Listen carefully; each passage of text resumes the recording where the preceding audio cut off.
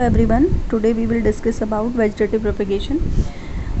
पिछली क्लास में हमने एपोमिक्सिस के बारे में बात की थी। आज हम वेजिटेटिव प्रोपेगेशन को लेके चलेंगे। What is vegetative propagation? Vegetative reproduction, vegetative propagation क्या चीज़ है? एक्चुअली में reproduction by the vegetative parts, किसी भी प्लांट के वेजिटेटिव पार्ट से जो रिप्रोडक्शन किया जाता है उसको उसका वेजिटेटिव प्रोपेगेशन कहते हैं। अब ये वेजिटेटिव पार्ट क्या होगा? Other than the sexual part, that is flower. ठीक है, कोई भी फ्लावर का, किसी भी प्लांट का जो सेक्सुअल पार्ट हो गया, यानी कि जो सेक्सुअल रिप्रोडक्शन में पार्टिसिपेट कर रहा है, उसके अलावा जितने भी पार्ट हो गए वो उसके वेजिटेटिव पार्ट हो गए। यानी कि आपके स्टेम्स, रूट्स, लीव्स, ये आपके वेजिटेटिव पार्ट के अंदर आएंगे। तो जो प्लांट इन पार्ट से, यानी कि वेजिटेटिव पार्ट से रिप्रोडक्शन कर रहा है, वो वेजिटेटिव प्रोपेगेशन हो गया। अब एक्चुअली में वेजिटेटिव प्रोपेगेशन टू टाइप्स का होता है, natural vegetative propagation and second one is artificial. Natural vegetative propagation नाम से ही समझ में आ रहा है। नेचुरल मतलब हो गया जो नेचुरली अपने आप ही ग्रो हो रहा है, जिसके लिए ह्यूमन बीइंग का, यानी कि इंसानों का कोई इन्वॉल्वमेंट नहीं है, मैन का कोई इन्वॉल्वमेंट नहीं है। और आर्टिफिशियल वेजिटेटिव प्रोपेगेशन में ह्यूमंस के थ्रू जो एफर्ट्स डाले जाते हैं प्लांट को ग्रो करने के लिए, वो नेचुरल में आ गया। उसको हम बाद में लेके चलेंगे, अभी हम नेचुरल की बात करते हैं। एक्चुअली मैंने अभी बताया आपको, नेचुरल वेजिटेटिव प्रोपेगेशन में 3 पार्ट होते हैं बेसिकली प्लांट के, जैसे कि स्टेम, लीफ एंड रूट्स। तो हम यहाँ पहले थोड़े से स्टेम के बारे में बात करते हैं कि स्टेम से कौन कौन से पार्ट्स हो गए। जैसे कि राइजोम्स, हम यहाँ राइजोम्स को लेते हैं। तो राइजोम क्या है? मॉडिफाइड स्टेम है that horizontally grow along the ground surface और अंडरग्राउंड। एक्चुअली में राइजोम क्या होता है? राइजोम के अंदर जैसे कि आप सिंपल, हम इसके बहुत सारे एग्जांपल है, मैंने लिखा हुआ भी है, Liliaceae, iris, ginger, turmeric, orchids and the certain grasses. जो नॉर्मल हम ग्रास देखते हैं, जो घास हमारे पार्क वगैरह में लगी हुई होती है, वो जो घास होती है वो राइजोम्स होती है। इसमें आपने देखा होगा भी, एक घास को अगर आप उखाड़ोगे तो उसके साथ 3-4 इकट्ठी एक लाइन सी उखड़ती हुई चली जाती है। वो क्या होता है?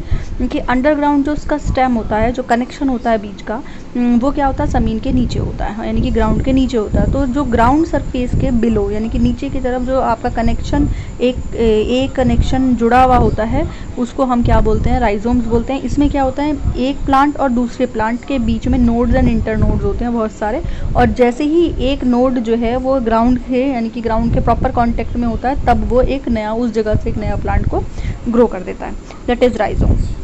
अब हमारा नेक्स्ट हो गया है हमारा रनर। रनर भी मॉडिफाइड स्टेम होते हैं, ये भी हॉरिजॉन्टली ग्रो होते हैं, जैसे कि प्लांट, जैसे कि अभी आपने राइजोम की बात करी हमने, जैसे राइजोम भी ग्राउंड के साथ साथ चलता है, इसी तरह रनर्स भी चलते हैं। इसमें और उस मेन फ़र्क क्या होता है कि रनर्स और stolons, rhizomes, runners and stolon modified ही स्टेम है।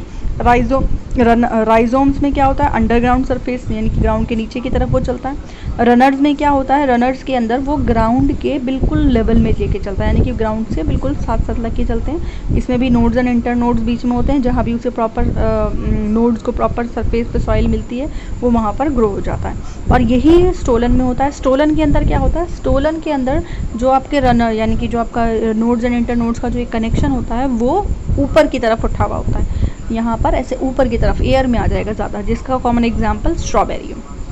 तो रनर्स के बारे में भी हमने ये लिखा है, स्टोलन सेम ही हो गए, बस रनर जो है वो बिल्कुल ग्राउंड से होके चलेंगे, और जो स्टोलन होते हैं वो थोड़ा ऊपर उठ के चलते हैं। Modified stem that horizontally grow on और under the surface of the ground. Strawberry and, यहाँ पर ये स्पेलिंग में थोड़ा सा मिस्टेक हो गया, यहाँ डबल टी की जगह डबल आर आएगा, क्यूरेंट्स।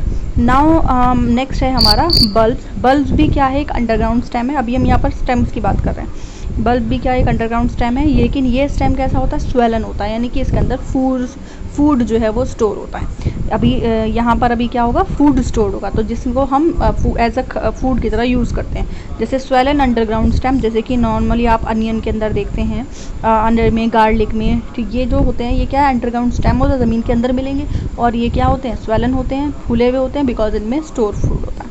ठीक है, नेक्स्ट आ जाएंगे हम ट्यूबर्स। ट्यूबर्स में भी हमारे ट्यूबर्स जो होता है ये पोटैटो के थ्रू भी होता है ग्रो, और आपके रूट्स के थ्रू भी होता है। तो हम यहाँ पहले पोटैटो को लेके चलते हैं, हम यहाँ पर पहले रूट स्टेम की बात करते हैं।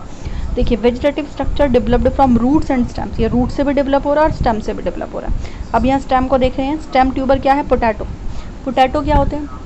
ये हम सबको पता है, आलू सबसे फेवरेट फूड होता है, हम सबका हर सब्ज़ी में आलू ज़रूर डलता है अब यहाँ पर हम पोटैटो की बात करें, पोटैटो में आपने देखा होगा कि उसमें स्कार्स होते हैं, इसमें जो होते हैं क्या होते हैं, स्कार्स होते हैं, और उस स्कार्स में से क्या निकलता है उसे हम नॉर्मली क्या बोलते हैं, आई बोलते हैं, आई बर्ड आई बोलते हैं। और इस आई में से एक, अगर आप थोड़े टाइम के लिए इसे छोड़ दो, एक येलो कलर का एक पार्ट निकल आता है, यानी कि एक नया प्लांट ग्रो हो जाता है। और अगर आप उस जगह से इसे प्लांट को ज़मीन में, पोटैटो को ज़मीन में डाल दोगे तो एक नया प्लांट ग्रो हो जाएगा।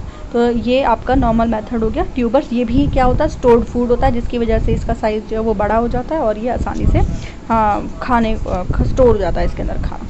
नेक्स्ट आ गया रूट ट्यूबर्स। अब यहाँ पर हमने स्टेम पढ़ा, यहाँ रूट देखिए, रूट हमारा नॉर्मल एग्जांपल है स्वीट पोटैटो। लोग इसको भी ज़्यादातर, वरना बच्चे जो होते हैं वो इसको भी कंसीडर कर लेते हैं स्टेम में, जबकि ये क्या होती है, हमारी रूट होती है। इसमें भी यही होता है कि इसके अंदर रूट होती है, जैसे कि हमारी आपने रेडिश में भी देखा है, कैरेट में भी देखा है, ये सब रूट्स हैं। इसमें क्या होते हैं, इसमें भी बीच बीच में आपको स्कार्स दिखाई देंगे, और अगर आप नीचे की तरफ चलते जाओगे तो यहाँ से स्कार्स में से एक न्यू रूट्स जो हैं वो डेवलप हो जाती है नीचे की तरफ, और एक नया प्लांट जो न्यू रूट्स नीचे डेवलप हो जाती हैं और ऊपर की तरफ एक न्यू प्लांट जो है वो ग्रो हो जाता है। तो this is the root tubers. Next है हमारा कॉम्स। कॉम्स क्या है, enlarge bird like underground stem. ये भी बिल्कुल अंडरग्राउंड स्टेम यानी कि पोटैटोज़ की तरह ही होता है। इसमें भी जो पार्ट होता है, आई बर्ड्स जो होते हैं, इसमें भी स्कार्स होते हैं, और उन कार से एक नया कोम्स जो है वो निकल के बाहर आ जाता है, जिसका कॉमन एग्जांपल है कोलोकेशिया। कोलोकेशिया को हम नॉर्मली अरबी भी बोलते हैं, जो हमारे घरों में अरबी की सब्ज़ी बनती है, वो हो गया आपका, ठीक है।